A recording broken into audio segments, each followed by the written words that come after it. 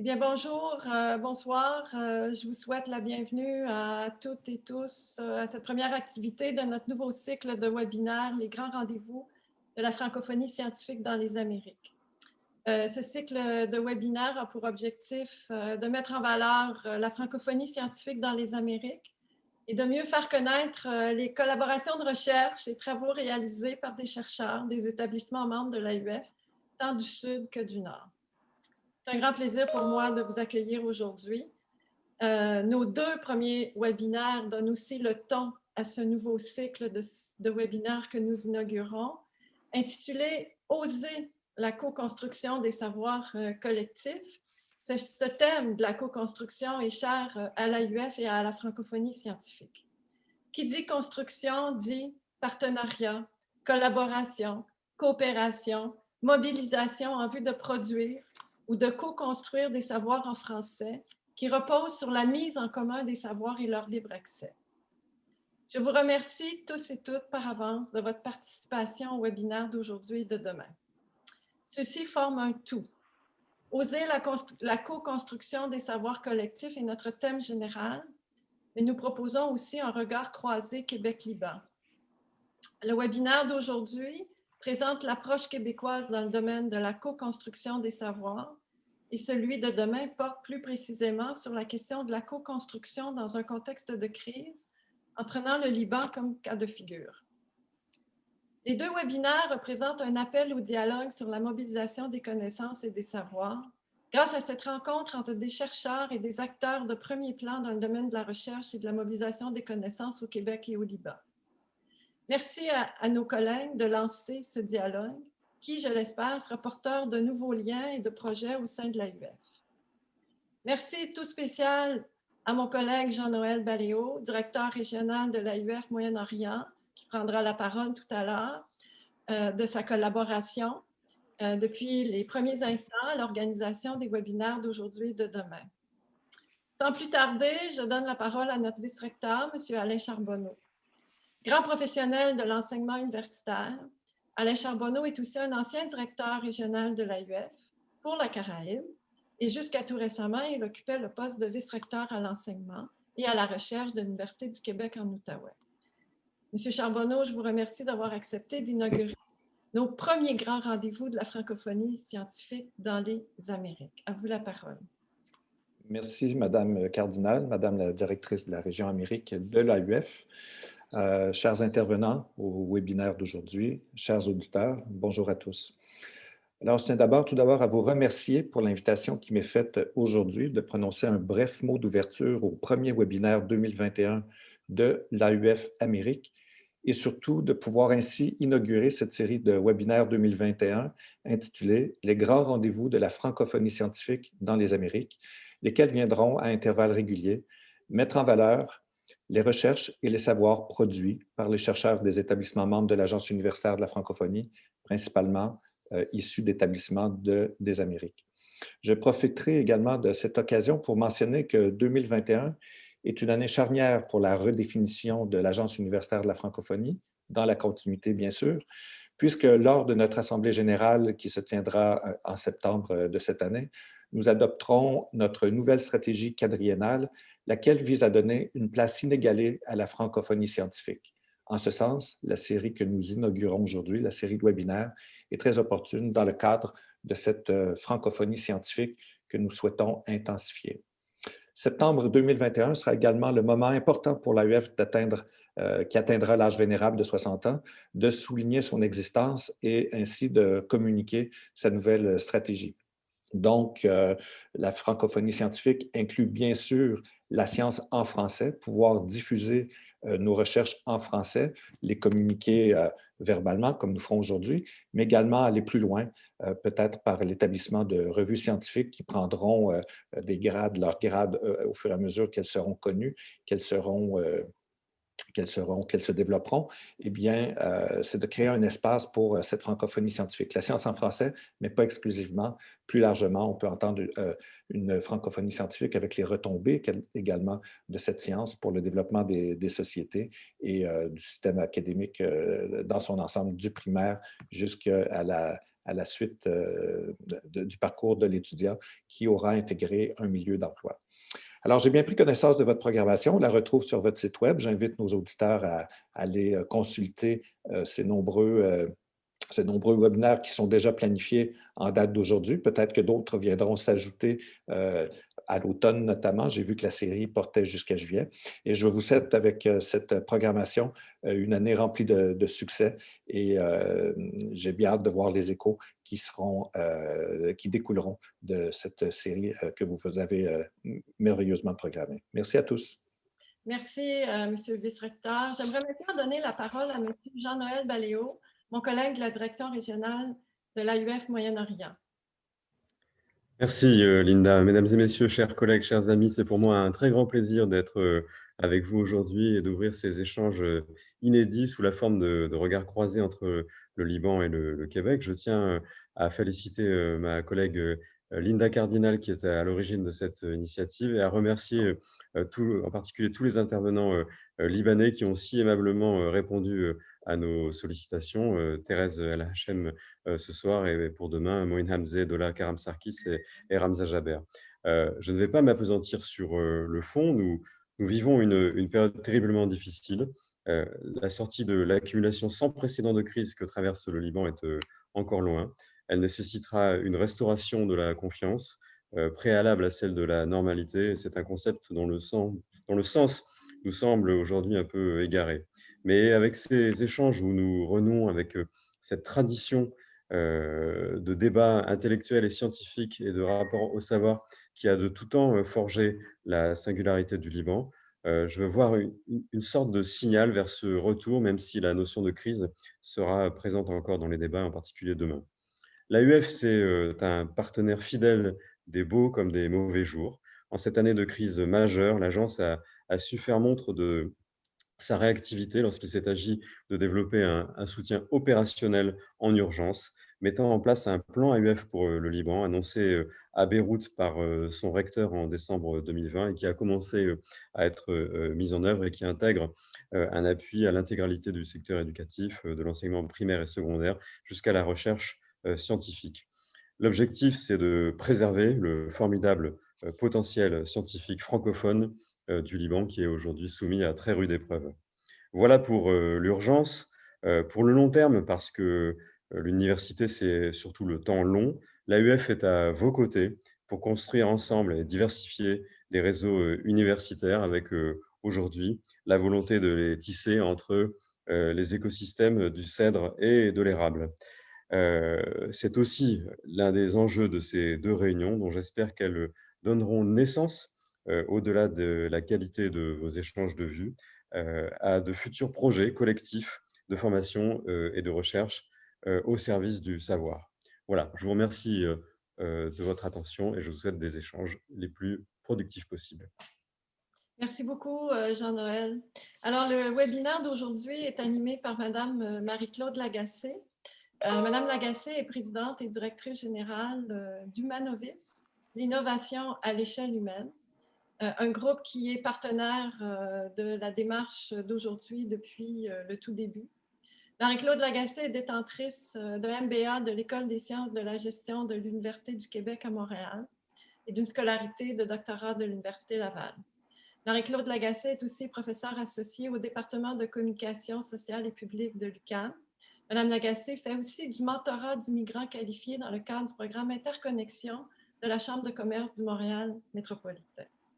Alors, Madame Lagacé, merci beaucoup d'avoir accepté d'animer le webinaire d'aujourd'hui. La parole est à vous. Je vous invite à expliquer les consignes du webinaire et on est tout oui. Alors, merci beaucoup encore une fois. Merci à tous les participants, les participantes. Merci à vous, le public, d'avoir répondu en si grand nombre à notre invitation. Je vous souhaite un très, très bon webinaire. Merci, Madame Cardinal. D'ailleurs, j'en profite pour vous remercier non seulement pour aujourd'hui, mais pour toute cette initiative-là. C'est vous l'étincelle de ce qui se passe aujourd'hui et de ce qui va se passer, je pense, pendant au moins 1 an et probablement beaucoup plus. J'espère que vraiment ce matin, on jette les bases ou on crée des racines. J'aime bien l'image de M. Baléo pour des collaborations dans le futur. Vous Vous allez assister à 4 blocs ce matin. Tout d'abord, ce sera notre collègue Luc Dancause qui va présenter les grandes lignes du diagnostic québécois sur la mobilisation des connaissances qui a été réalisé là, dans les 12-18 derniers mois. Et ensuite, on a 3 questions là, pour nos panélistes. Il y aura une période de questions aussi pour vous. Alors, je vous invite, participants, d'ailleurs, merci d'être là aujourd'hui, tous les participants. Vous êtes nombreux, on est vraiment contents. Je vous invite à mettre vos questions, à écrire vos questions dans les questions qui est dans le bas de votre écran ou dans l'espace chat. Et vers la fin du webinaire, Mme Cardinal reviendra pour poser quelques-unes de vos questions à nos panélistes. Alors, ben voilà, avant de m'adresser à l'ensemble du panel, j'aimerais inviter Luc Dancause, auteur principal du diagnostic sur la mobilisation des connaissances, à une petite présentation. Je vous rappelle que le diagnostic, c'est le fruit d'une collaboration entre des chercheurs et des organisations d'intermédiation en mobilisation des connaissances dans le cadre d'un projet qui a été financé par le Secrétariat québécois aux relations canadiennes.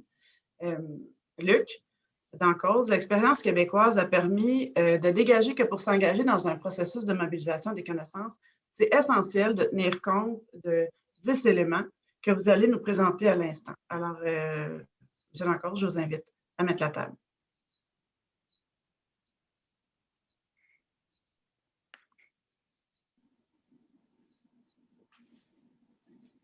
Je voudrais mettre le micro à Luc, s'il vous plaît, Marie-Claude. Merci beaucoup, Marie-Claude, pour cette introduction.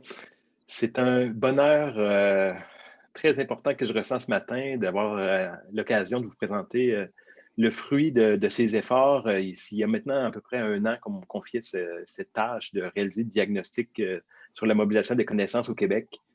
Comme praticien actif dans le milieu, évidemment, on a toujours l'impression que ça bouge beaucoup, que les choses se déploient et que les gens sont très actifs autour de nous. Mais ça peut être une impression qui est mal informée. Alors, avoir la chance de faire un diagnostic en bonne et due forme, de se donner le temps, avoir les ressources pour le faire, puis de finalement en ressortir avec un portrait de ce qui s'est fait au Québec dans les 10 dernières années, c'était vraiment quelque chose d'exceptionnel. Puis, ça a été un privilège pour moi de le faire. Alors, ce matin, à mon tour, de vous présenter les fruits de cette recherche. Je vous présente ça très simplement. Donc, après une introduction, on va voir en quoi consistait ce diagnostic, quels sont les éléments que nous sommes allés voir sur le terrain. Ensuite, on passera, on ne peut pas passer outre une définition de la mobilisation des connaissances qui est représentative de la mobilisation des connaissances telle qu'elle s'est faite au Québec ces dernières années. Ensuite, on va insister particulièrement sur les 10 éléments fondamentaux qui ont émergé de ce tour de piste, disons, sur la mobilisation des connaissances. Puis on va se quitter sur les tendances et défis qui marquent la société québécoise en matière de mobilisation des connaissances.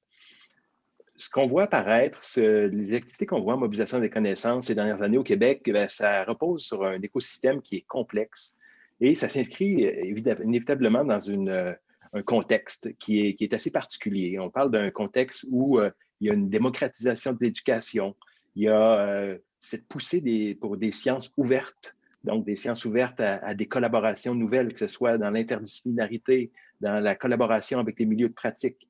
Il y a aussi cette révision peut-être de la responsabilité des chercheurs envers la société. Ça tend à changer avec les années et dans la mobilisation des connaissances, ça s'incarne vraiment de façon très tangible. Puis enfin, c'est tout le rôle des universités qu'on voit se transformer peu à peu, passant de cette fameuse tour d'ivoire, même si un peu caricaturale, mais on se dirige vers une université beaucoup plus ouverte sur la société, non seulement pour l'observer, mais pour collaborer vraiment avec elle. Ce qu'on a fait quand on parle d'un diagnostic de la société québécoise ou de ce qui se fait en termes de mobilisation des connaissances, d'abord, on a essayé de voir de quoi il était question quand on parle de mobiliser les connaissances. Qu'est-ce qui c'est de co-construire les savoirs?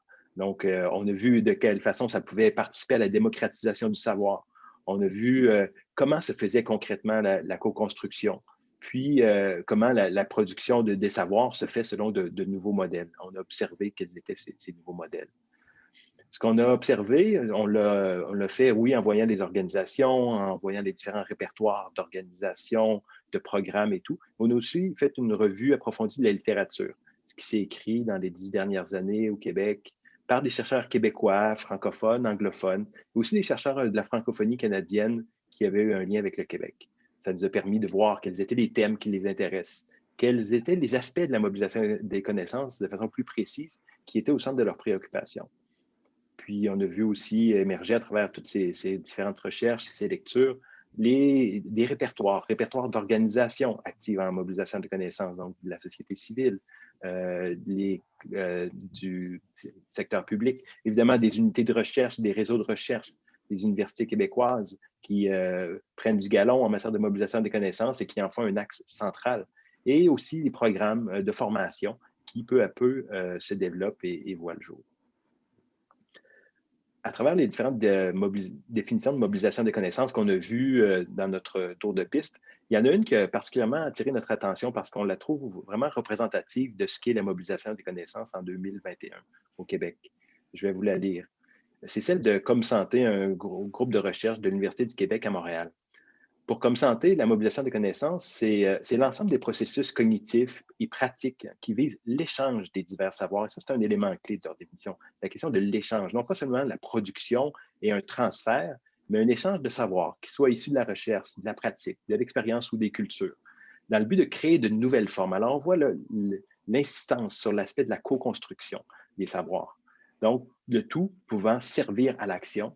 Donc, on mobilise les connaissances et quand on parle de mobilisation des connaissances, quand on fait de la recherche là-dessus, on s'intéresse aussi à tous les réseaux qui se structurent autour de l'activité de recherche. Donc, ce n'est pas simplement le fruit de la recherche, mais c'est l'activité en entier. Maintenant, tout ça nous a permis de dégager 10 éléments fondamentaux.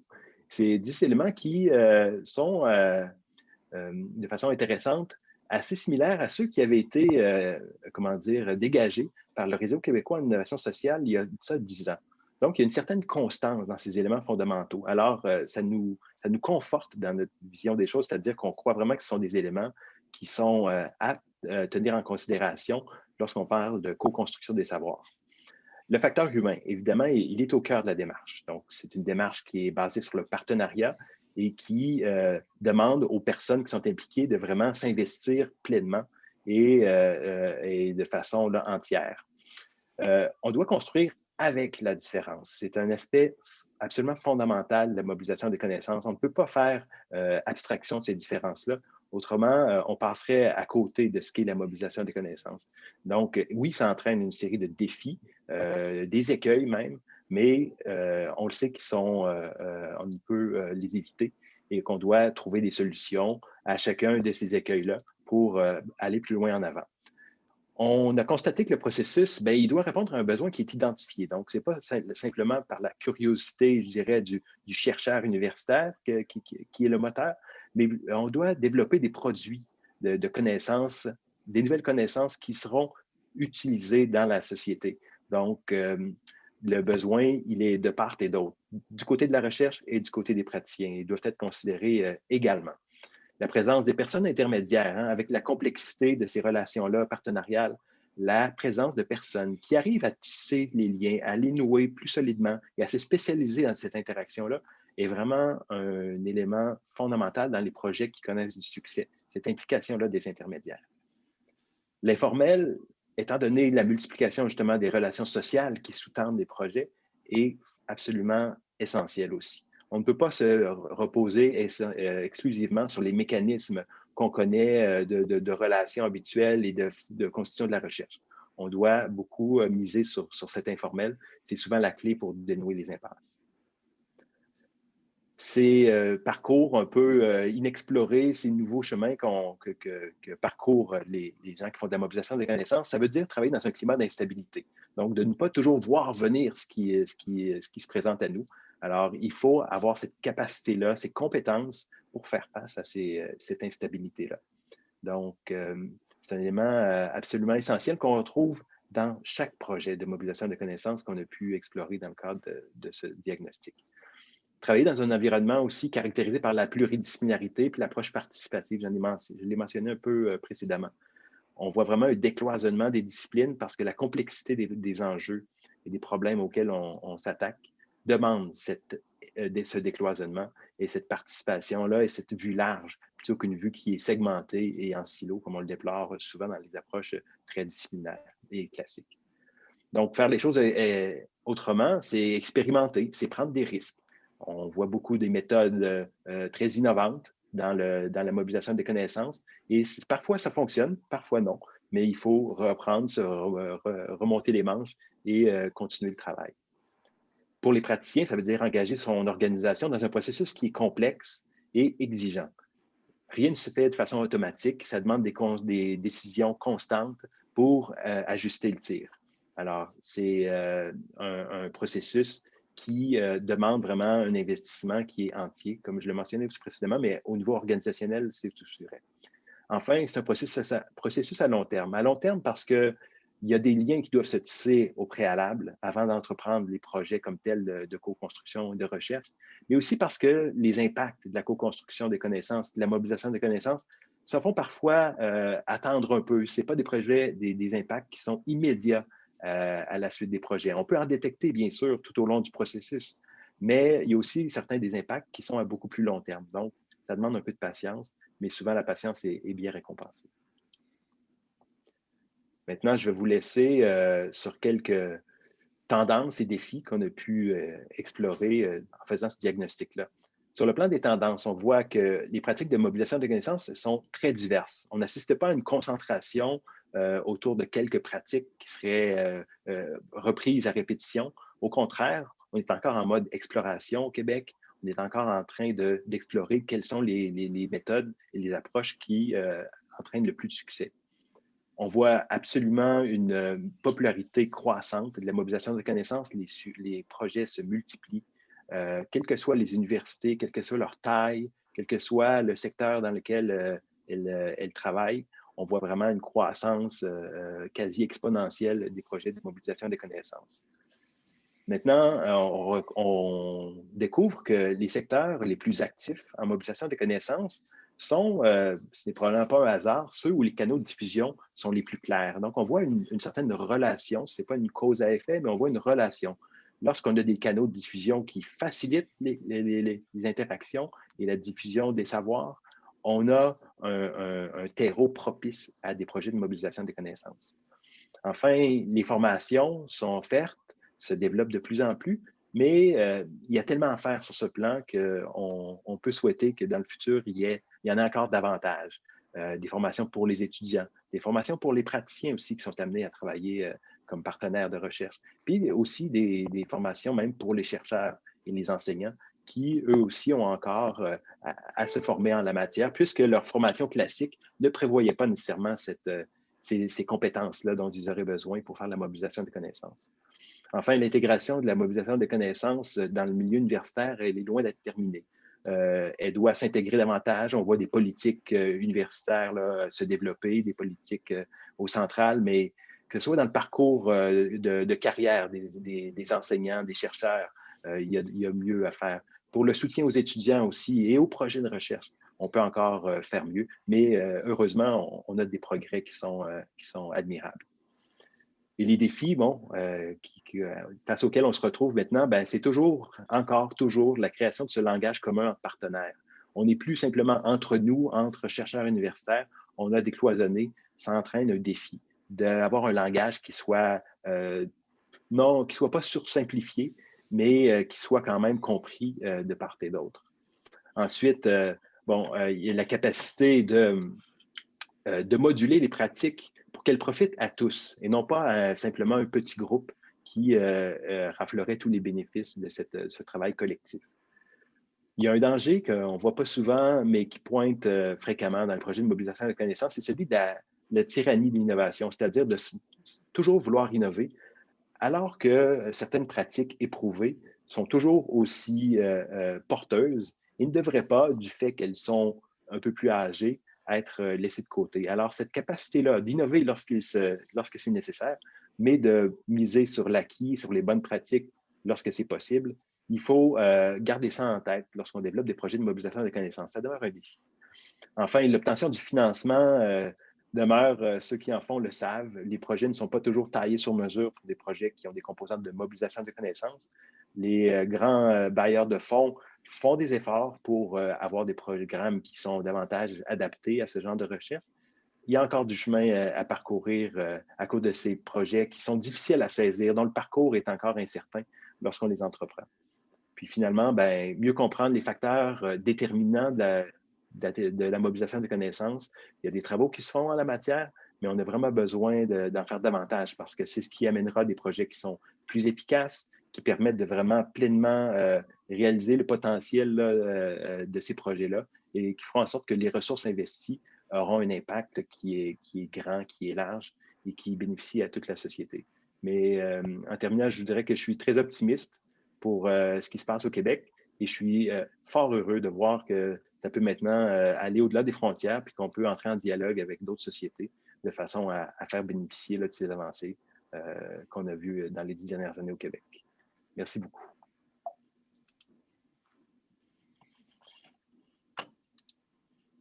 Merci Luc Dancause. Plein de choses intéressantes. L'intérêt des bailleurs de plus en plus, l'intérêt des responsabilités des chercheurs qui ont envie de s'impliquer en mobilisation des connaissances. Puis j'étais vraiment ravie de vous entendre dire qu'on n'a pas besoin d'être toujours nouveau pour être intéressant. Membres du panel, je m'adresserai vraiment maintenant à vous pour entendre vos réactions aux 10 fondamentaux que Luc Dancause vient de nous décrire. À partir de votre expérience, qu'est-ce que c'est vos réactions finalement? Alors, je commencerai avec vous, Édith Dumont, vice-rectrice au partenariat, collectivité et relations internationales de l'Université de l'Ontario français à Toronto. Alors, du côté froid en ce moment de la planète. J'aimerais entendre vos réactions au portrait que présente Luc Dancause aujourd'hui. Alors, merci Marie-Claude. Déjà, je me réjouis d'être à une table qui illustre déjà certains des principes de M. Dancause, en ce sens qu'on se retrouve ce matin chercheurs et praticiens. Alors, moi, je viens du secteur de la pratique et je me réjouis de penser qu'aujourd'hui, on réfléchit ensemble sur des principes structurants qui nous permettent à nous, ceux qui sont sur le terrain, ceux qui sont plus de la pratique, de peut-être mettre à profit toute une structure de recherche qui nous rend plus conscients de la richesse de l'expérience. Alors ça, je ne peux que m'en réjouir. Et je pense en particulier à 2 expériences. Alors, dans ma vie professionnelle, j'ai surtout exercé des rôles d'orthopédagogue, directrice d'école élémentaire et secondaire, directrice générale du plus grand conseil scolaire de l'Ontario français. Et maintenant, je me retrouve à la toute nouvelle Université de l'Ontario français. Mais je pense à une époque où, dans une école, l'école la plus défavorisée d'une grande ville ici, dans l'Ontario français, qui a fait ses preuves de façon à créer un sentiment de sécurité et d'inclusion auprès des familles et des élèves. Une école des plus défavorisées dont les résultats scolaires soudainement se sont mis à grimper aux tests provinciaux. Une école qui réussissait à retenir ses élèves et ses parents tout au long de la scolarité obligatoire en Ontario. Et vraiment, c'est parce qu'une université, des chercheurs ont eu une curiosité vis-à-vis le succès de cette école qui a donné lieu à des rencontres en continu sur plusieurs années pour comprendre sur quoi reposaient certains des succès. Et on a vraiment pu contribuer comme praticiens à une littérature qui est très abondante aujourd'hui dans le secteur des communautés d'apprentissage professionnel. Et c'est cette curiosité mutuelle dont M. Dancause parle dans ses 10 principes qui me fait dire qu'on doit continuer à travailler dans ce sens, surtout pour comprendre les principes. Parce qu'à l'époque, je ne pense pas que je les comprenais entièrement et les avoir vus, compris, peut-être aurait même créé un sentiment encore plus engageant de notre part à s'investir dans la compréhension de notre milieu. Puis, j'aurai certainement un deuxième exemple, peut-être un peu plus tard dans le panel, pour vous démontrer la valeur des principes qui sont énoncés par M. Dancause, ceux sur lesquels repose aujourd'hui une université qui n'est même pas encore ouverte, là. Elle ouvre en septembre 2021. Alors, je reprendrai la parole plus tard avec mes collègues et je vous parlerai de l'Université de l'Ontario français, ses 4 programmes et son carrefour francophone du savoir et de l'innovation. Les piliers reposent sur les concepts que M. Dancause a expliqués précédemment.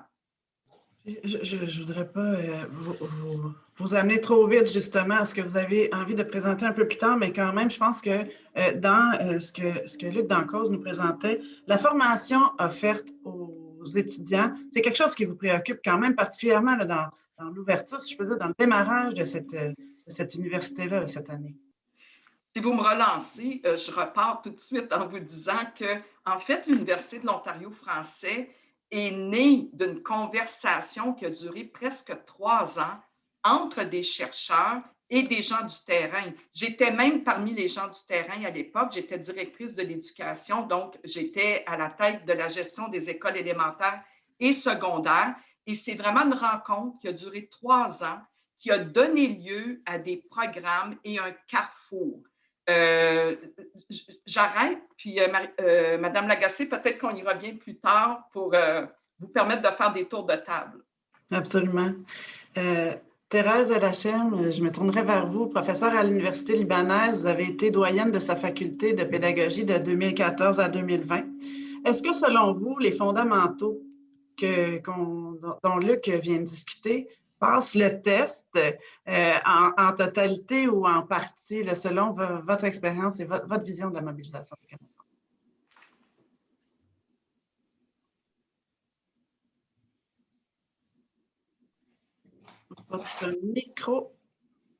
Votre micro est fermé. Voilà. Merci. Merci. Je voudrais féliciter Luc pour ce travail et pour ce document extrêmement riche. Et j'ai beaucoup profité de ça parce que je l'ai lu et relu à maintes reprises. Et il m'a beaucoup enrichi.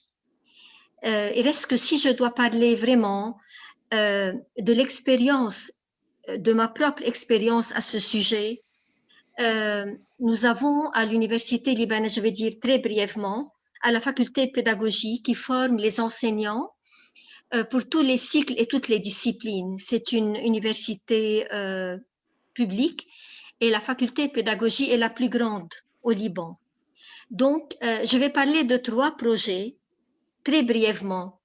D'abord parce que j'avais la conviction que de l'existence d'un précieux vivier de savoir et d'expérience du terrain produit par toute la nébuleuse d'institutions et d'établissements qui sont hors de l'université, que ce soit les écoles, les organisations internationales, les bureaux pédagogiques. Toute cette nébuleuse était très riche en savoir et il y avait j'étais convaincue de l'urgence de profiter de ce vivier pour nous aider à transformer nos approches et nos pratiques. Donc, il s'agissait pour moi de créer un véritable réseau de partenaires de tous les horizons, de changer les finalités de notre enseignement. J'étais allée jusque-là, de changer le profil de sortie de l'étudiant et de changer les pratiques pédagogiques des enseignants universitaires et de combler le dénivellement pédagogique entre les différents enseignants universitaires. Donc, mon objectif était d'intégrer les changements dans nos curriculums de façon transversale. Et en parlant de ces projets, donc j'ai choisi 3 parce qu'il y en a eu beaucoup. Il faut dire que je me suis lancée dans ce projet sans avoir vraiment les outils nécessaires pour sa réussite. Et au fur et à mesure que les projets avançaient, les méthodes et la méthodologie se construisaient d'elles-mêmes parce que nos partenaires et nous-mêmes avions les apports et la mise en commun a construit quelque chose de très intéressant. Donc, il s'agit de ces projets. Le premier projet, il s'appelle Erasmus Plus e-Taleb. C'est un projet qui touche à la pédagogie universitaire. Le second s'appelle Ana Akra, je lis. il touche à la remédiation scolaire au niveau de l'enseignement de base, particulièrement pour les enfants socialement vulnérables. Et le troisième, il s'agit du projet la citoyenneté active ou active citizenship. Donc, chacun d'eux traite un domaine complètement différent. Mais ce qui est très original, c'est que il y a eu une remontée du terrain vers l'université. C'est-à-dire que les connaissances que ces partenaires nous ont apportées et leur savoir-faire, et nous, ce que nous avons apporté au niveau de la formalisation, au niveau du cadrage académique, au niveau des pratiques, ça a beaucoup enrichi nos savoirs et nos savoir-faire mutuels, et ça a permis de construire si vous voulez, un partenariat extrêmement solide qui continue jusqu'à maintenant. Bon, maintenant, les événements ont fait que les choses se sont ralenties. Mais pour vous dire que pour le premier projet, il s'agissait de produire, pour la pédagogie universitaire, produire un référentiel de compétences et de normes professionnelles pour l'enseignement supérieur pour toute l'université libanaise et pour toutes les universités privées au Liban. Et c'était un consortium de 8 universités libanaises, de 3 universités européennes, avec le ministère de l'enseignement supérieur et de l'éducation, et 3 institutions d'évaluation et d'accréditation européennes. Il s'agissait de créer des centres d'excellence dans chaque université et de soutenir les universités dans le programme d'accréditation. Le second projet, qui s'appelle Ana Akra, il s'agissait c'était juste une démarche originale, c'était une association qui travaillait sur les méthodes d'enseignement pour les enfants défavorisés avec des difficultés scolaires vraiment pointues. Et à partir de l'expérience et de l'apport de nos enseignants-chercheurs avec eux, on a mis en place vraiment, on a modifié, l'objectif était de modifier nos méthodes d'enseignement et de transposer ce qui se faisait au niveau scolaire, le transposer à l'université pour changer et nos méthodes d'enseignement et notre formation à ce niveau-là. Et le troisième projet qui est la citoyenneté active, là c'est vraiment un sujet qui me tient beaucoup à cœur comme les 2 autres. Au niveau de la citoyenneté active, nous donnons un cours qui s'appelle Éducation à la citoyenneté. Or, c'est un peu cloisonné. Les autres enseignants de la faculté ne se sentent pas concernés par ce cours. Et à mon avis, la citoyenneté, c'est quelque chose qui se diffuse et qui s'enseigne dans toutes les disciplines, dans toutes les pratiques et dans toutes les spécialités. Mais chacun le décline à sa façon. Dans chaque cours, je dirais des mathématiques, aux statistiques, à la citoyenneté, à la biologie, à toutes les matières, on peut éduquer et enseigner à la citoyenneté active. Donc, c'était un sujet porté par le British Council avec des écoles et ce qu'on a au niveau scolaire. Et j'ai demandé et proposé à ce qu'il soit transposé à l'université. Et il s'agit d'impliquer les étudiants dans un projet qu'ils conçoivent de bout en bout jusqu'à sa réalisation, mais on le supervise et on le suit de façon à ce que la personne vive sa citoyenneté, elle se sente responsable et qu'elle agisse. Et c'est quelque chose de très important au Liban actuellement et d'une grande actualité, et c'est un besoin vraiment lancinant. Voilà, je ne veux pas trop m'étendre là-dessus, mais il s'agissait de changer au niveau transversal, donc que ce thème de la citoyenneté active pénètre partout et je dirais qu'elle soit insufflée dans nos méthodes d'enseignement, dans notre façon de faire et dans nos pratiques. Maintenant, pour répondre à votre question, je ne sais pas, je me suis peut-être un peu tardée, voilà, j'ai tardé. Je peux continuer? C'est parfait. Sérieusement, c'est vraiment super intéressant ce que vous êtes en train de nous dire. Puis là, ce qu'on comprend, c'est que cette volonté de faire remonter les savoirs, par les racines dans l'université. Pour moi, c'était quelque chose de très précieux. Peut-être parce que j'ai travaillé à l'UNESCO et dans d'autres organismes. et avec aussi au Centre de recherche pédagogique au Liban. Et en faisant toutes ces recherches, je me suis rendu compte à quel point c'était un terreau tellement riche qu'il fallait que l'université vraiment sorte de ses murs et de ses cloisons, et qu'elle a puisé dans ce savoir formidable et tellement riche. Autrement, l'université est déconnectée, c'est pas possible. Et au fur et à mesure, donc, j'ai fait j'ai fait un travail, si vous voulez, nous avons fait un travail à ce niveau-là avec une équipe vraiment engagée et dynamique. Maintenant, pour parler des fondamentaux, enfin, ce que ça apporte, ça a apporté sûrement une conviction que l'université ne peut vivre et survivre que via des formes de NDC. Et c'est son rôle majeur, c'est son devoir, parce qu'elle doit être un agent, non seulement parce que nous ne sommes plus dans le savoir, mais on est dans le savoir, bien sûr, faire, le savoir être, et nous sommes maintenant dans le savoir devenir et le savoir devenir ensemble. C'est ça qui est très important.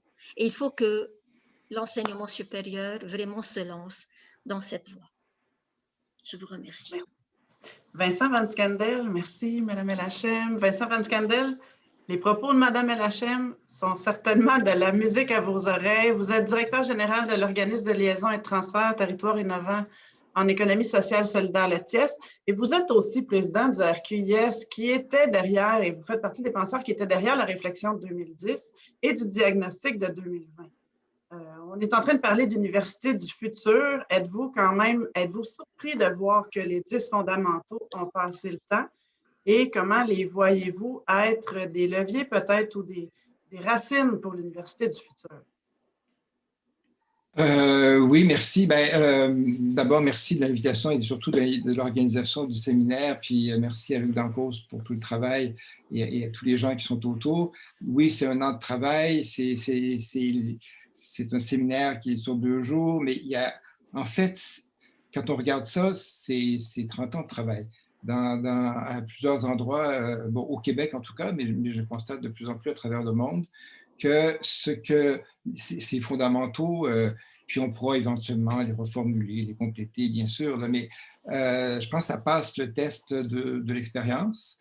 Ça s'enracine dans de multiples pratiques, en tout cas au Québec, qui prennent des formes très différentes. Hein. C'est des services universitaires, c'est des chercheurs en milieu de pratique, c'est des organismes comme le TIES ou comme Novice de liaison et transfert, c'est des programmes de recherche, c'est des stages étudiants, c'est bon.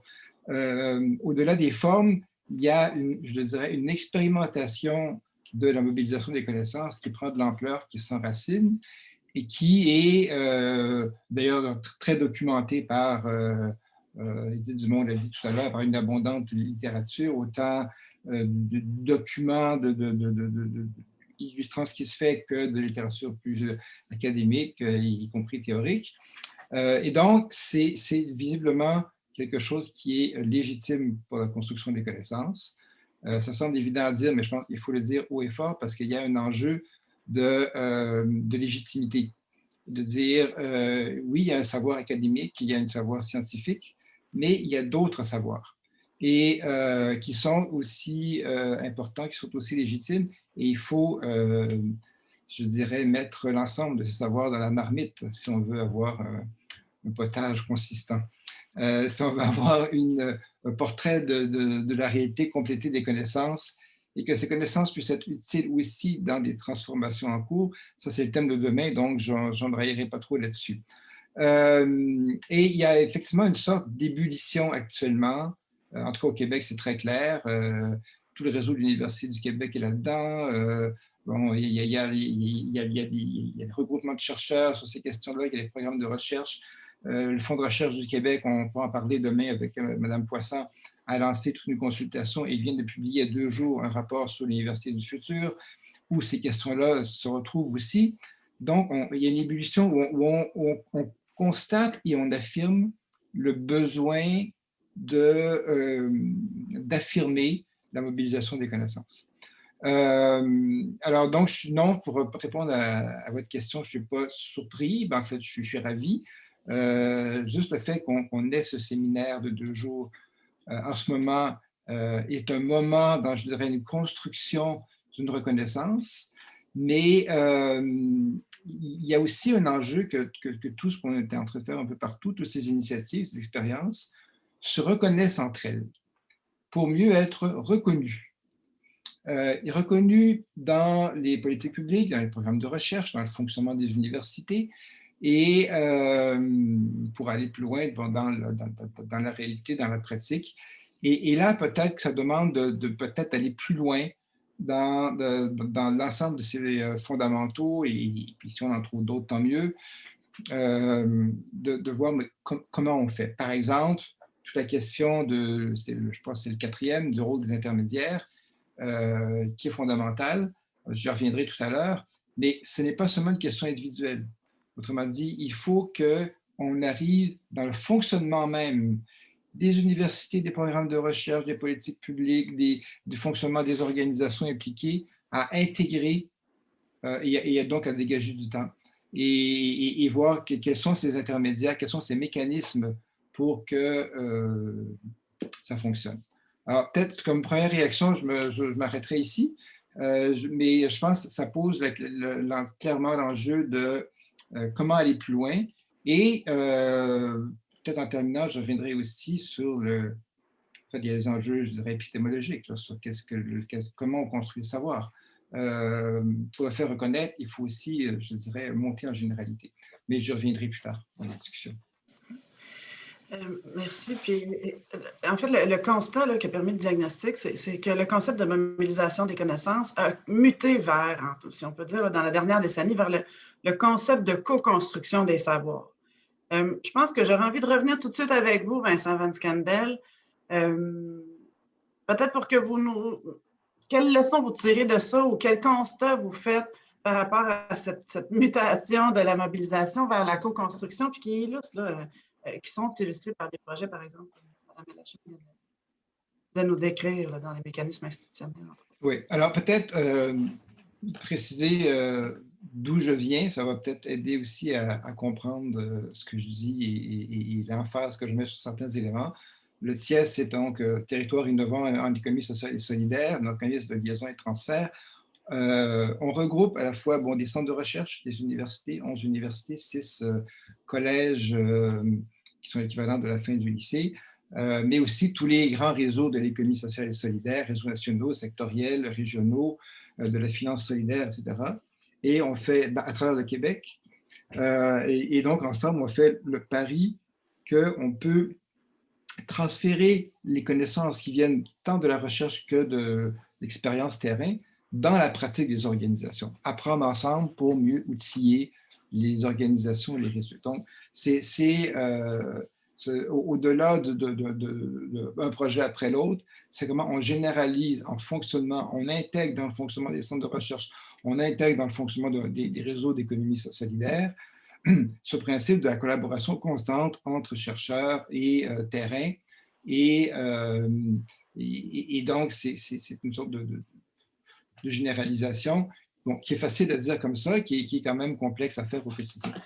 Je dirais que ça m'amène peut-être à préciser justement que le passer de la co-construction par projet à la mobilisation et à sa reconnaissance demande, comme je disais tantôt, d'aller plus loin. Toute la question de l'intermédiation. Donc, comment est-ce qu'on crée un espace, je dirais, de mise en relation, de médiation, de construction de la confiance, d'ajustement des perspectives, de traduction, parce qu'on n'a pas toujours les mêmes mots, de gestion des conflits, parce que ce n'est pas toujours un long fleuve tranquille, il y a des tensions, des conflits, les gens s'engueulent des fois, tu n'as pas compris ce que je disais, oui, la temporalité n'est pas la même, la temporalité de la recherche, la temporalité de l'action sur le terrain, ce n'est pas la même. Quand on veut collaborer avec des chercheurs, on dit, ben là, j'ai un problème, il me faudrait quelque chose dans 2 semaines. Ah non, ça va prendre un projet sur 3 ans. Il faut se comprendre. Le lien à l'action. Alors, et la question de l'intermédiaire, oui, c'est des personnes. C'est le quatrième point de dans cause tantôt. C'est des personnes qui, non seulement mettent les gens autour de la table en disant « parlez-vous », mais qui font cette médiation, qui créent ce climat de confiance, qui rendent tout le monde, je dirais, à l'aise, et qui, à l'aise aussi en reconnaissant que tous les savoirs autour de la table sont légitimes et pertinents. Et là, il y a, des fois, il y a un enjeu, et on ne le dit pas souvent, mais je pense qu'il faut le reconnaître, un enjeu de pouvoir. Parce que les chercheurs, les universités, les universitaires ont quand même un statut social, ont un pouvoir. Et puis moi, j'ai un financement, moi je publie, j'ai une classe, j'évalue. Donc, il y a un pouvoir qui est lié à ça, qui est légitime. Mais quand on rentre en relation avec des acteurs de la société civile, et si on veut travailler avec eux, il faut reconnaître que leur parole est légitime, donc ils ont aussi un pouvoir, y compris le pouvoir de dire non, je ne suis pas d'accord. Et ce choc doit être géré. Je dirais que derrière les mots, il y a aussi des réalités des fois différentes. Par exemple, souvent, on va appeler un projet de recherche qui va aller observer une réalité sur le terrain, on va dire c'est la co-construction. Ben, non, c'est un terrain, c'est pas de la co-construction. Ou des fois, à l'inverse, un organisme dit, j'aimerais ça travailler un chercheur pour qu'il m'aide à trouver une réponse juste à ma question, puis à la limite, fais-moi une évaluation. Bon, c'est pas de la co-construction, c'est un travail de consultant avec un universitaire. Co-construction implique une rencontre, des fois un choc. Voilà, alors, si on revient à la question de comment aller plus loin, c'est comment créer ces espaces de rencontre. Si vous allez sur notre site TIES, le logo du TIES, c'est deux ronds qui se rencontrent. Hein, ça symbolise cet espace de rencontre entre les acteurs, les chercheurs, etc. Reconnaître aussi que ça prend du temps, que si on veut que les chercheurs participent, ben, il faut qu'ils soient reconnus, y compris, et je pense qu'on va en parler avec Louise Poisson demain, dans le pointage des projets de recherche. Parce que si on dit, ah ben, toi, tu passes trop de temps sur le terrain, tu n'as pas assez publié dans la revue internationale XYZ, ben, tu es moins coté et donc finalement, tu ne passes pas la rampe. Mais oui, mais est-ce que c'est aussi légitime de travailler avec le terrain que de... Bon. Et ça ne veut pas dire qu'on ne reconnaît pas le savoir scientifique. Il est fondamental. Mais c'est aussi qu'on reconnaît qu'il y a d'autres types de savoirs et que cette rencontre doit être reconnue. Et donc, comment aussi, pour aller plus loin, comment est-ce qu'on a des ressources? Comment est-ce qu'on a des politiques universitaires qui reconnaît donc le cursus universitaire, qui reconnaît la formation des étudiants? Alors, Luc Dancourt l'a bien dit tantôt, on a fait d'énormes progrès depuis quelques années, mais il faut reconnaître ces progrès et reconnaître l'effet que ça donne. Je pense qu'on est dans un bon momentum, non seulement au Québec, mais parce que je peux voir ailleurs dans le monde, puis on le voit aujourd'hui.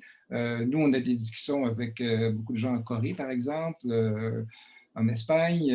Alors, il y a cette ébullition, et je pense qu'un des grands enjeux maintenant, c'est comment en se reconnaissant, comment en nommant les choses, on peut aller plus loin. Et par exemple, la création de l'UEF, de l'Université de l'Ontario francophone, et tous les débats qu'il y a eu autour, c'est extraordinaire. C'est de reconnaître que ce type de travail est légitime dans la constitution même d'une université. Bon, après ça, dans la réalité, peut-être ça va s'opérer de façon un peu différente, mais il y a quand même ce débat qui est rendu central.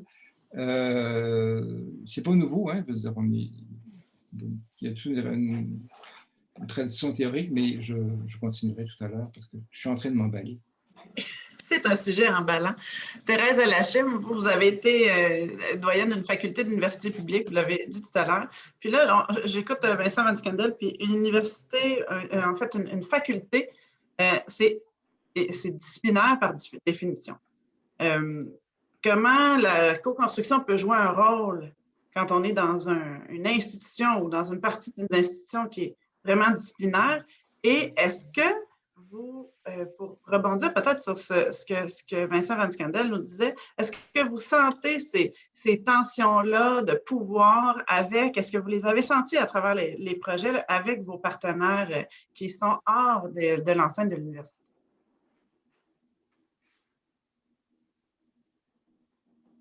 Je vous demanderai d'ouvrir votre micro. Merci. Merci.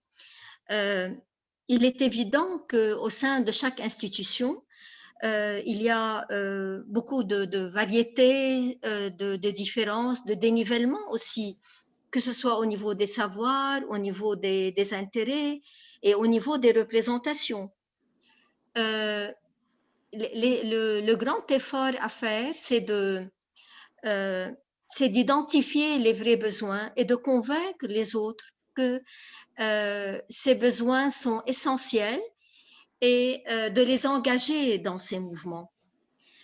Par ailleurs, il faut aussi, parce que nous sommes donc dans une institution publique, les choses ne sont pas très faciles pour faire des changements majeurs, mais on peut les faire et nous avons une grande amplitude de liberté et d'autonomie et d'initiatives. Donc, on peut avoir beaucoup d'initiatives et les mener jusqu'au bout, jusqu'à la réalisation. Maintenant, le travail avec ces institutions était extrêmement enrichissant. Nous avons, que ce soit pour les enseignants, pour les départements et dans toutes les disciplines. Maintenant, il faut voir sur le long terme, parce que sur le court terme, il y a, si vous voulez, l'output direct et il y a aussi l'impact. L'impact sur le long terme est très important parce qu'on initie une nouvelle façon de travailler, une nouvelle façon de communiquer et de modifier nos pratiques. Maintenant, si je veux parler des leçons, des 10 fondamentaux que Luc a dégagés, il faut dire que dans la MDC, nous sommes passés d'une construction linéaire du savoir à une construction exploratoire et multidimensionnelle et multidirectionnelle aussi. Ensuite, par exemple, pour parler des données probantes, les données du savoir, comme à l'université, nous avons notre curriculum, notre savoir, et on est bien établi et rassuré. Et puis, on découvre que ces données elles sont ni sacro-saintes, ni absolument établies, et qu'il faut qu'ils soient adaptés aux conditions de leur application. Quand on travaille avec d'autres organisations, il y a les pratiques organisationnelles, il y a les cultures professionnelles, il y a des règles de gestion, il y a l'attitude et les intérêts de chaque groupe. Donc, il faut être extrêmement attentif, extrêmement modeste. Il faut être à l'écoute. Il faut être extrêmement respectueux parce qu'il y a une éthique à adopter. Et ne pas se dire que l'université, c'est le centre du monde. Nous sommes les maîtres du savoir et tout le monde suit. C'est vraiment une voie absolument dépassée.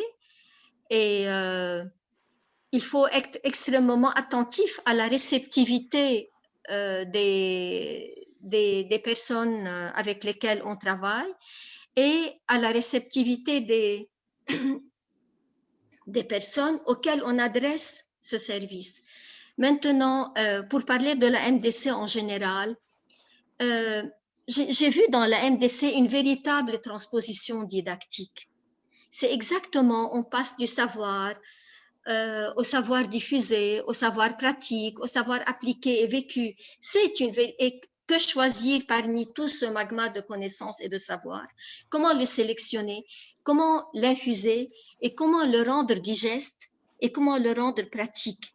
C'est à chaque étape, c'est un choix extrêmement important à faire et on ne peut pas le faire seul. Il faut le faire en groupe et c'est ça la co-construction.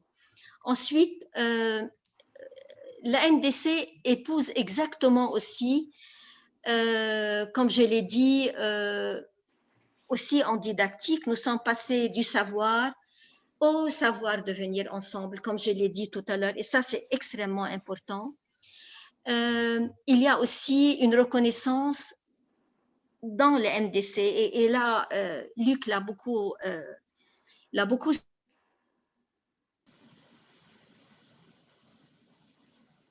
Est-ce que je suis la seule qui vous a perdu? Non. Non, voilà. Peut-être que je rebondirai tout de suite vers Edith Dumont à ce moment-là, parce que je trouve ça bien intéressant ce que tu es en train de dire, là, les relations qu'on est obligé de créer, la modestie. Vous l'avez vécu. Oh, pardon, Madame LHM, on vous a pas reconnaître, au contraire. C'est devenu une Madame LHM, on vous a perdu pendant quelques... C'est une donnée fondamentale, et de cette donnée dépend... Edith Dumont, je continuerai avec vous peut-être. Madame LHM, on vous a perdu pendant quelques minutes. Edith Dumont, vous avez été des deux côtés. Vous avez été du côté, vous l'avez dit, des praticiens, du côté aussi des universités maintenant. Est-ce que ce que Madame LHM nous décrit, est-ce que la co-construction, finalement, ça ajoute de la complexité ou ça en enlève dans ces relations-là entre les différents partenaires là, avec les scientifiques? Madame LHM, je suis vraiment désolée, on vous a perdu pendant quelques secondes, on va revenir à vous.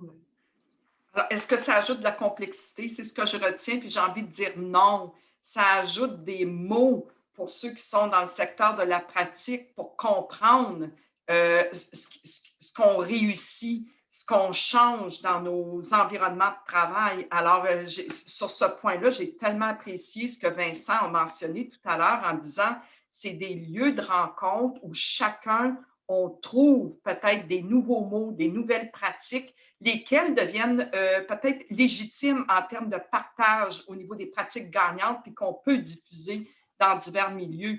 Puis, je pense que c'est important que je revienne sur l'Université de l'Ontario français. Je pense que c'est opportun, quand on parle d'Université du futur, certains d'entre vous somment à redéfinir leurs institutions alors qu'on a peut-être le privilège de travailler sur quelque chose qui est complètement nouveau, qui n'est pas encore ouvert, qui ouvre en septembre 2021. Alors, on est dans une dynamique de co-construction.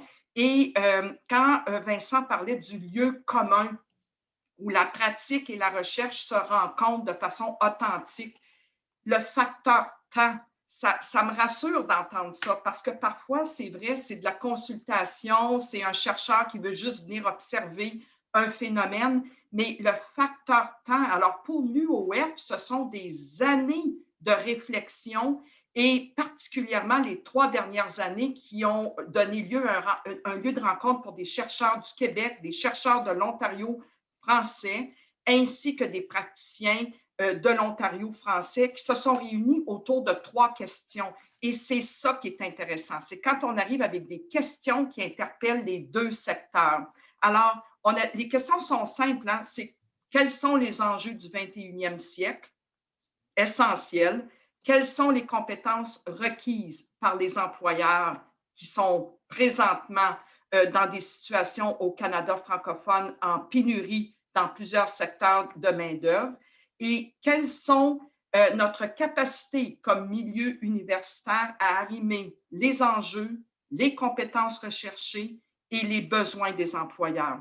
Et ça a donné lieu à deux créations. La première, les pôles d'études. Alors, à l'UOF, on ne parle pas de faculté pour essayer de briser peut-être l'image qu'on a, en tout cas du moins les femmes de ma génération, on entrait à la faculté, on entrait comme dans un silo. Là. Je ne sais pas trop ce qui se passe à la faculté de médecine ni à la faculté d'administration. J'entre dans la faculté de l'éducation. Alors, puis c'était fait avec fierté, mais en même temps avec peut-être un espèce de disconnect pendant plusieurs années sur les contributions peut-être de d'autres secteurs de pratique et de recherche. Alors, l'UOF a vraiment l'ambition de créer ces 4 pôles d'études qui sont rattachés à la pluralité humaine, l'environnement urbain, les cultures numériques, l'économie et l'innovation sociale.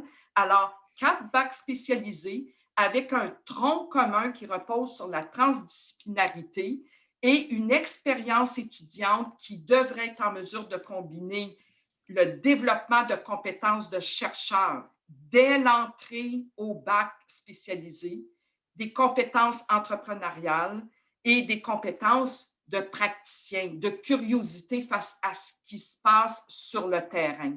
Alors, ça, c'est la proposition universitaire. Puis, parallèlement, chercheurs et praticiens, pendant 3 ans, ont aussi conçu ou inventé une proposition de mettre en parallèle de l'université un carrefour francophone du savoir et de l'innovation qui, je pense, peut-être correspond au principe que Vincent a énuméré précédemment.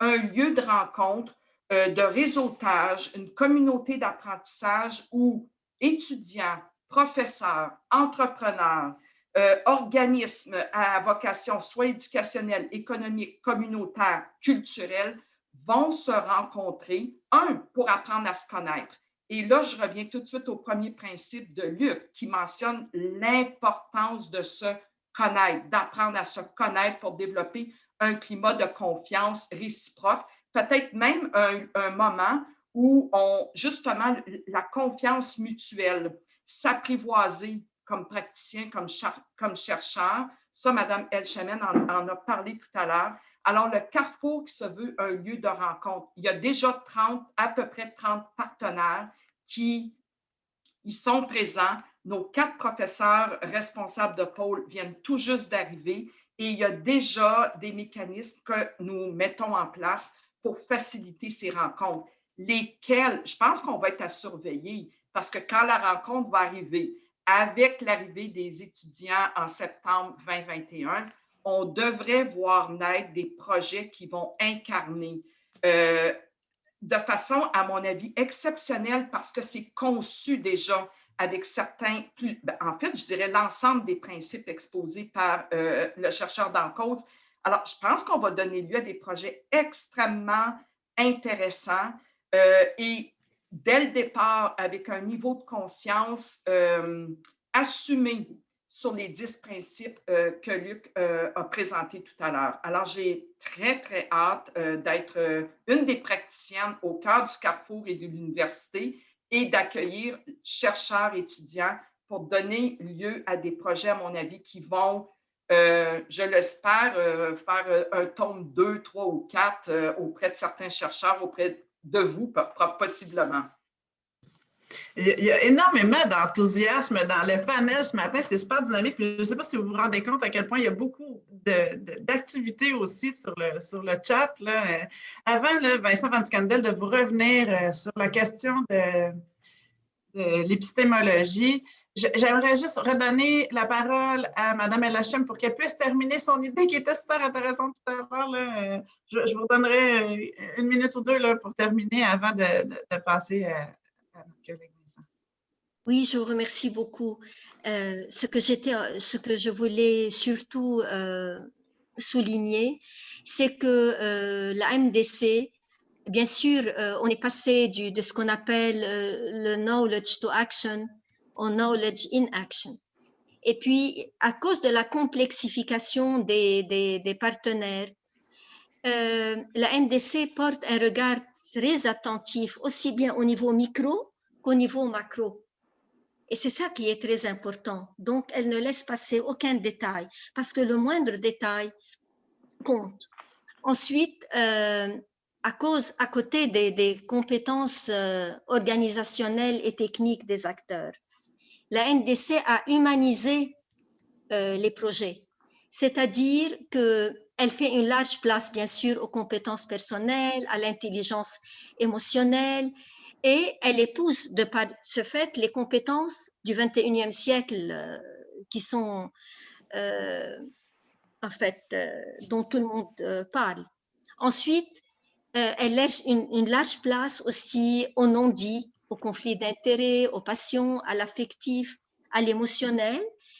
Et puis, elle exige beaucoup de souplesse et de flexibilité. Mais ce qui est très important aussi, c'est que l'optimisation sociale passe désormais avant l'optimisation économique. Et l'accent est mis sur la dynamique sociale des projets. C'est ça que je constate. Et puis, parce que là, on voit vraiment l'émergence de beaucoup de projets qui touchent à l'économie solidaire et sociale. C'est ça qui est très tangible. Ensuite, je vois que la MDC épouse les objectifs du développement durable. Et c'est dans ce sens que, par le fait même de son caractère intégrant et multidimensionnel, et son caractère innovant et générateur d'opportunités, même au niveau local. C'est ce que je voulais ajouter aussi. C'est surtout cet impact social qui domine sur l'impact économique. Je ne dis pas qu'il domine, mais qui prend toute sa place. C'est ça, qui prend une place qui lui revient finalement. Exactement, exactement. Merci. Vincent Van Scandel, la dernière question avant de passer aux questions du public est à vous. Quels sont les enjeux épistémologiques, votre expérience, votre expérience vous a permis de constater à l'égard de la co-construction en contexte intersectoriel, notamment entre la recherche et la pratique? Je sais que vous avez une réflexion là-dessus importante présentement, puis on avait vraiment envie que vous la partagiez avec nos participants. Ben, c'est presque gênant. Mais peut-être pour faire le pont aussi avec d'autres questions avant, quand vous vous demandiez est-ce que c'est complexe, ben en fait, c'est le monde qui est complexe, le monde dans lequel on est qui est complexe. Donc, on ne peut pas régler les problèmes complexes avec des solutions simples. Il faut le reconnaître, mais et en reconnaissant, ben, c'est mettre les mécanismes sur pied pour y arriver. Et donc, ça implique peut-être, je dirais, si on disait tout à l'heure d'aller plus loin, d'institutionnaliser aussi la mobilisation des connaissances, de l'incarner dans des pratiques, dans des ressources, dans des règles, dans des pointages, dans des programmes de recherche et dans des lieux de rencontre, dans des carrières d'intermédiaires, parce que ça prend tout ça. Et là, et peut-être pour prendre un peu de recul, parce que des fois, on a l'impression que, ben oui, ça c'est... Enfin, moi, quand j'ai commencé dans ces milieux-là, il y a quand même quelques temps, on était autour de moi avec un petit village gaulois avec une certaine conception, mais on se défendait un peu parce qu'on disait on est tout seul et puis on n'est pas compris. Maintenant, non, on fait des forums internationaux, donc c'est génial, mais on reste un peu avec cette vision qu'on est minoritaire parce que la vraie université est ailleurs, ou la vraie science est ailleurs. Et c'est là que je pense qu'il y a, je vous disais tantôt, un enjeu de méthode et un enjeu épistémologique. Donc, comment se construit la connaissance? C'est reconnaître qu'elle est multiple et que le savoir vient en fait de l'expérience, et toute expérience. Un chimiste, un scientifique, un chimiste, il fait des expériences, il a ses éprouvettes. Mais là, l'éprouvette dans le monde social, c'est les êtres humains. Et ce n'est pas seulement des molécules qui rentrent en contact, c'est des êtres humains. Et ce n'est pas seulement de la fumée dans l'éprouvette, c'est aussi des conflits entre les êtres humains. Et donc, ben, il faut pouvoir capter les connaissances qui viennent des êtres humains qui sont en action. C'est un vieux débat. Hein. Je disais à quelqu'un récemment, en fait, je crois que dans 15 ans à peu près, on va fêter le 500e anniversaire du discours de la méthode de Descartes. Si je me rappelle bien, c'est 735 par là. Dont je pense donc je suis, vous savez, etc., le doute cartésien, mais qui, à l'époque, s'opposait à la scolastique, donc s'opposait à la vision du savoir divin, etc.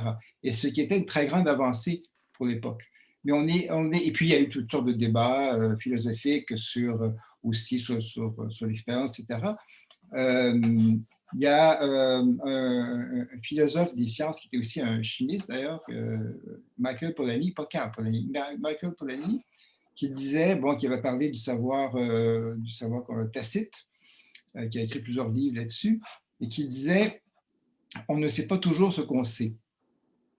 Je m'en dis, il y a des choses qu'on sait, mais on ne les a pas formalisées, on n'a pas explicité ces connaissances, mais elles sont là quand même.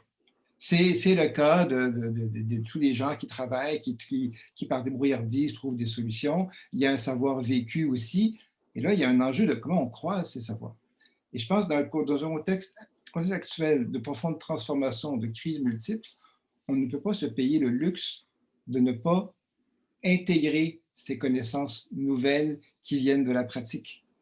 C'est non seulement légitime, ça serait criminel de ne pas le faire. Et là, je pense qu'il faut affirmer haut et fort que ceux qui ont raison, c'est nous. Et qu'il faut, pour trouver des solutions aux problèmes actuels, pour que la connaissance soit aussi un outil de transformation, il faut permettre que c'est pas juste des points de vue, que ces connaissances tacites soient explicitées, soient mises en relation pour éclairer aussi pour des transformations possibles. Et donc, forcément, il y a un lien avec l'innovation parce qu'on est dans un monde qui a cruellement besoin d'innovation. Et voilà, donc je pense qu'il faut intégrer les êtres humains dans cette construction de connaissances.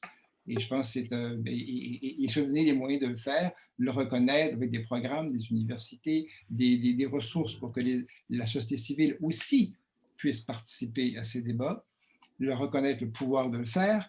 Voilà, alors c'est un grand chantier, mais je pense que les multiples expériences qui se développent depuis quelques dizaines d'années convergent un peu vers ces enjeux. Et là, maintenant, je pense que le grand chantier qui s'ouvre, c'est en se reconnaissant comment on se fait reconnaître, comment on se donne les moyens d'aller plus loin. Que les êtres humains dans les institutions incluent les autres êtres humains, parce que les institutions sont faites d'êtres humains aussi.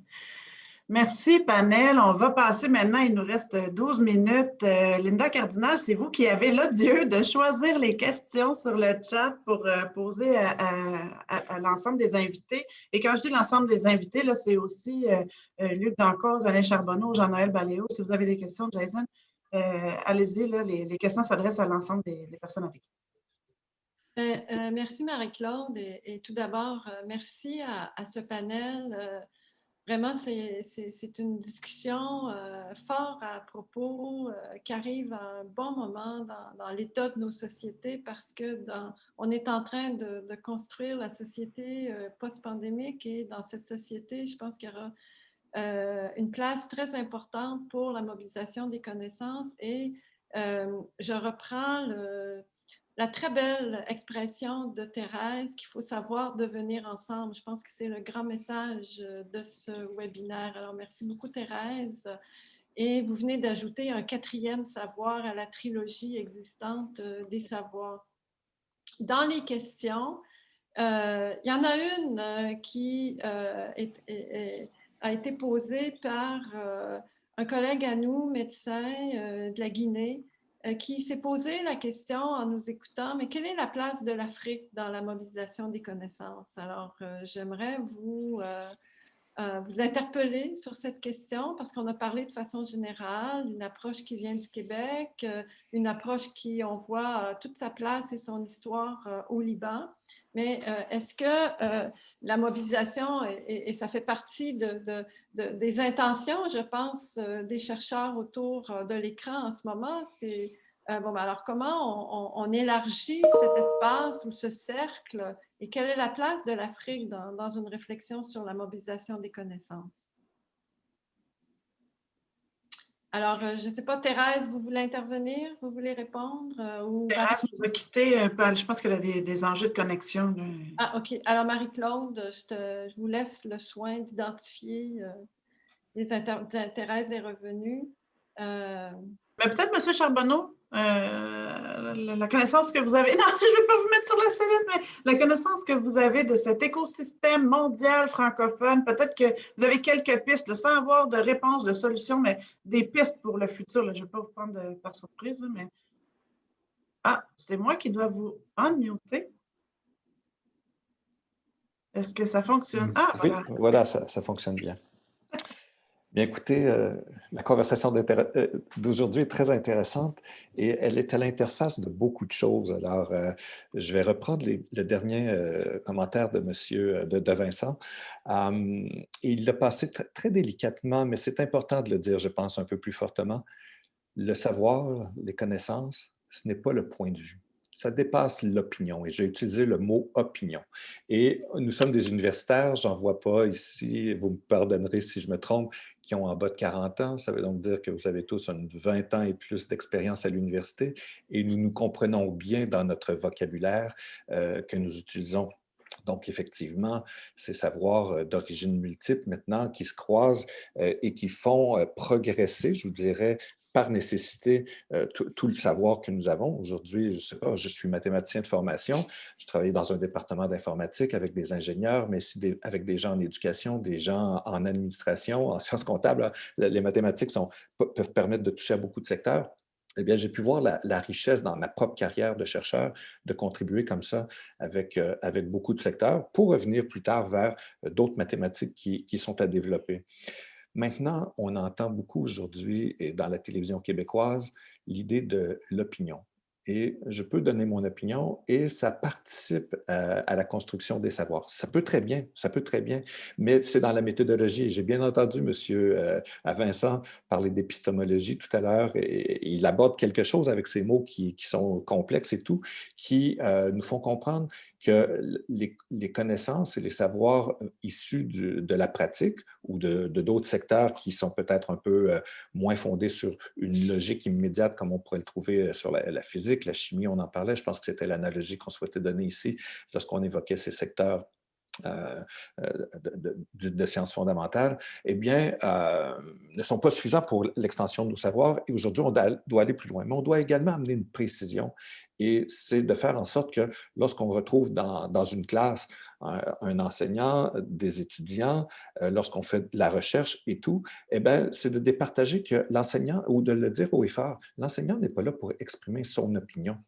L'enseignant est là parce qu'effectivement, il accède par ses études, ses recherches, à des savoirs, il les communique. Par la suite, ce qui sera retenu, ce qui ne sera pas retenu, demeure à débat. Alors, c'est très, très important de le dire, je pense, dans une tribune comme aujourd'hui où on amène une nouvelle façon d'aborder le développement des connaissances et leur construction, c'est le thème qu'on aborde, de les dégager de l'opinion. Parce que la méthode scientifique, elle demeure quand même dans notre approche. Elle ne se fait pas sur les objets nécessairement qui sont des atomes et autre chose, mais il demeure quand même qu'on doit partager également une façon de s'entendre, de construire les choses, et il y a une certaine méthode scientifique qui est à placer. Je lisais le commentaire de Jason tout à l'heure au propos de Thomas Kuhn. Eh bien, le concept de paradigme, il peut dépasser le paradigme appliqué aux sciences. Il peut intervenir dans beaucoup de secteurs et il y a toujours lieu de reconnaître ce qui est un paradigme. C'est un terme qui a été inventé pour dire c'est une vision, une conception qui nous amène à faire évoluer notre connaissance. On la pose temporairement parce que ça permet de résoudre ou de répondre à certaines questions. Et tout à l'heure, on peut passer à un autre paradigme pour explorer le même objet, mais sous une autre facette. Alors, ça demeure pour moi le concept de paradigme et de la science, mais on a à bien faire attention à ne pas introduire l'opinion. On peut bâtir la connaissance sur des opinions, mais vous comprenez bien qu'il y a une méthode qui est à mettre en place.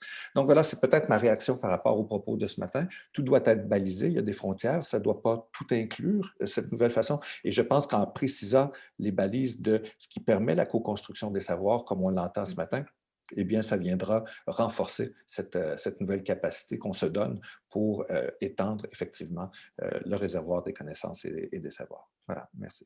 Merci. Puis on repart avec l'affirmation de Vincent que nous avons raison. Écoutez, Linda Cardinal, heureusement qu'on doit tous se revoir demain parce que les conversations sont vraiment en ébullition. Peut-être que vous avez le temps pour une autre question du public. Merci, M. Charbonneau. Oui, alors, bien écoutez, si les autres veulent intervenir sur la place de la mobilisation des connaissances sur le continent africain, je vous invite à le faire. Mais il y a une autre question aussi qui ressort de la boîte de conversation et c'est la suivante. Est-ce qu'il est possible d'avoir un pôle d'université pour travailler sur un programme pédagogique en mobilisation des connaissances. Alors, encore une fois, j'aimerais bien avoir vos interventions. Thérèse, voulez-vous revenir, reprendre la parole?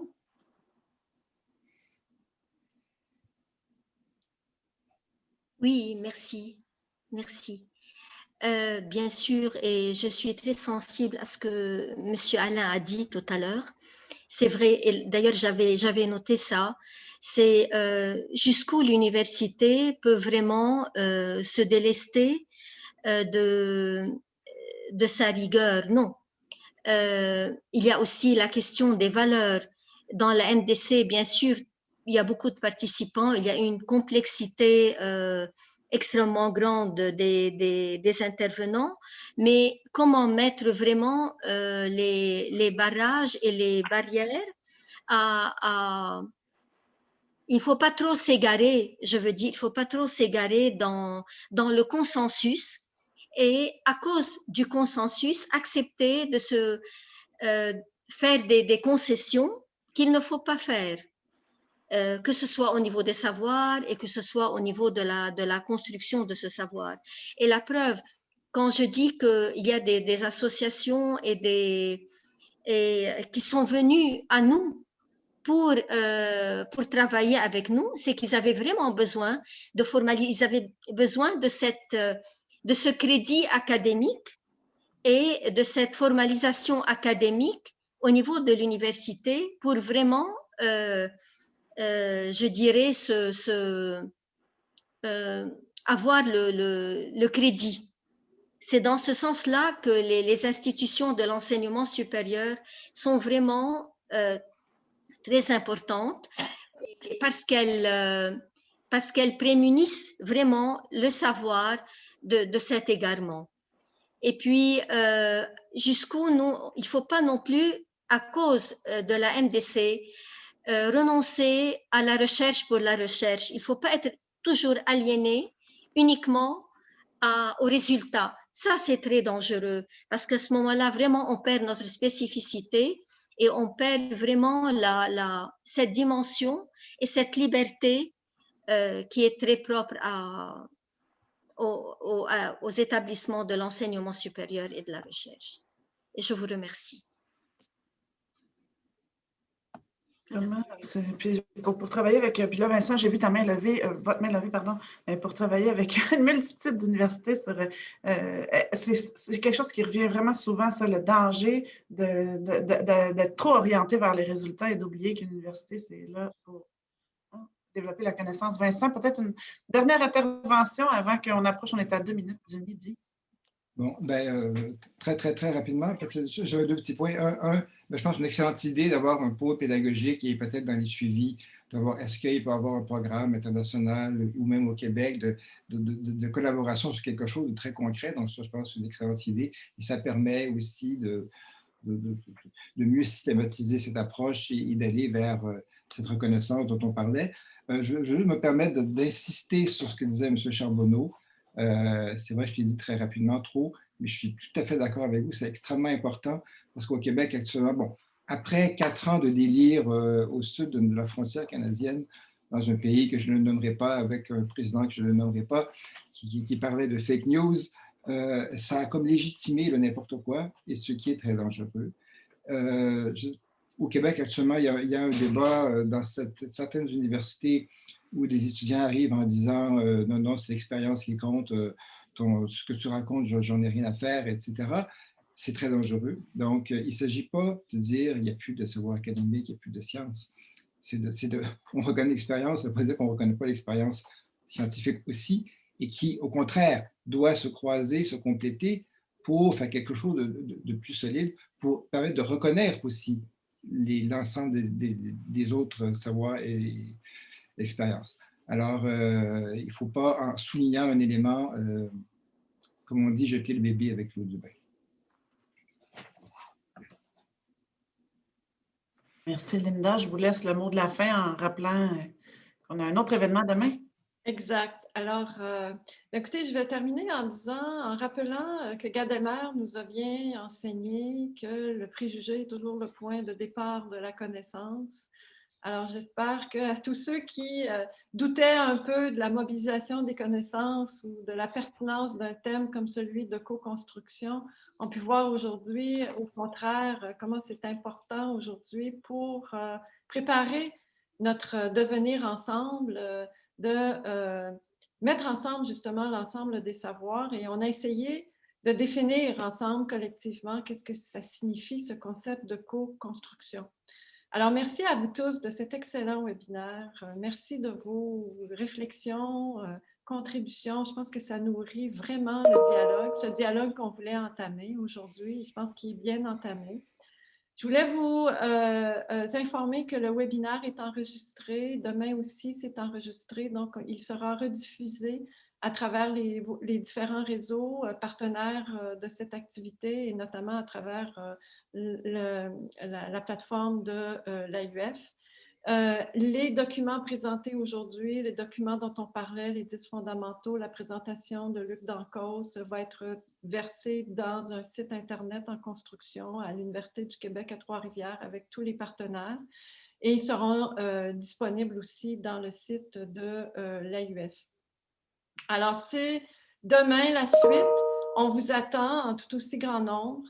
Demain, on va partir du Liban pour réfléchir sur la mobilisation des connaissances. Évidemment, Thérèse nous a initiés aux grands enjeux de la mobilisation des connaissances dans sa région.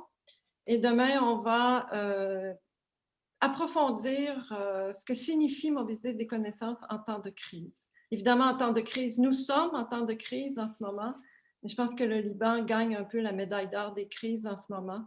Et donc, on pourra, à travers les différents angles, les différents types de crises, approfondir davantage ce que signifie la co-construction des savoirs collectifs et ouvrir aussi, sur l'avenir, sur ce qu'on peut faire ensemble pour faire avancer ce beau grand projet qui est celui de mobiliser des savoirs et qui permet aussi de nous aider à redéfinir le rôle social des universités. Alors, je vous remercie à tous. Bonne fin de journée, bon après-midi, bonne soirée et à demain. Merci. Merci. Merci à vous. Merci Linda. Merci Marie-Claude. Merci beaucoup.